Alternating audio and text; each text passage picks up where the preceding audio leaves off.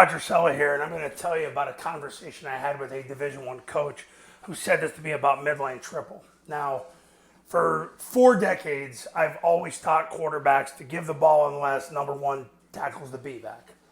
Taught that since the 90s. But I had a Division I coach who told me this a couple years ago, and he reinforced this in conversations we recently had. And basically, it's on mid-triple. You need to have a quarterback in place that can outrun number one. So basically, you want to get the ball pitched on mid-triple. So when the quarterback takes the snap, jumps back, points the ball, the B-back sprinting through the ball, sprinting through the place that hit with the guard, but he's not going to have the ball. The quarterback is going to accelerate. As soon as the B-back clears, he's gone.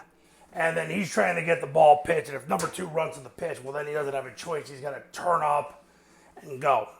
If you watch Army and Air Force especially, to some extent Navy, they're just trying to outrun the read on mid-triple now. So what's happening is they're taking the snap, they're jumping back, they're sticking the ball out there. As soon as the B-back clears, they are just accelerating down the line of scrimmage, and they are trying to get that ball pitched out there into the alley. And the only way they're not pitching that ball is if two just runs out there, and then they don't have a choice. They got to turn it up and go. Mid-triple is a pull pitch play. I made a video about this a couple of days ago. You're running zone dive, and basically you use that as your base concept, and then you go from there. If you get number one taking the dive and two taking the pitch, you run in between the two players with a concept. But basically, if they both start working downhill, that's when you get the ball pitched. But the whole point of this is you need a quarterback right now that's going to pull the ball, go down the line, and get the ball pitched. That's what you're looking for at mid-triple. And he should be able to outrun a 2 or 3 technique.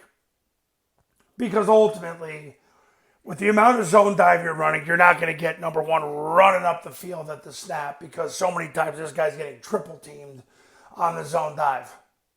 So you're not going to get that same reaction, which is really interesting. Because with new information and new ways to run the triple option, you get new defensive reactions. But the point of this video is to let you know that the time is now that mid-triple is a pull pitch play. You watch Army and Air Force especially run it. They're trying to get the ball pitched. They're not trying to hand the ball off. Because if they're going to hand the ball off, they would just run zone dive because they'll get a triple team out of it. So, you want to have a quarterback that can explode off the point and work down the line and get the ball pitched. And he should be able to outrun number one. And if he can't, you probably need another quarterback. That's the bottom line. And you can say, well, what about if number one runs up the field? Guys, he's getting triple teamed on zone dive before that. He's more worried about taking on the block. So when the guard releases inside, he's just hoping that he's not going to get mauled. And that's because of that different reaction. Quarterbacks are able now to just get down the line and go. I know it sounds illogical. I know it sounds abstract. But that's what they're doing now. They're not looking to hand the ball off on mid-triple anymore. The whole give and less thing is dying out. Basically now it's pull and get rid of it. That's what they're looking to do. And if two jumps the pitch, then you got to turn it up and go. And that's that.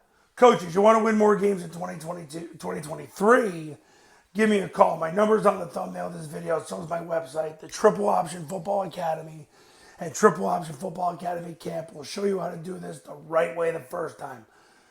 So give me a call, and I'll see you in the next video. We'll talk soon.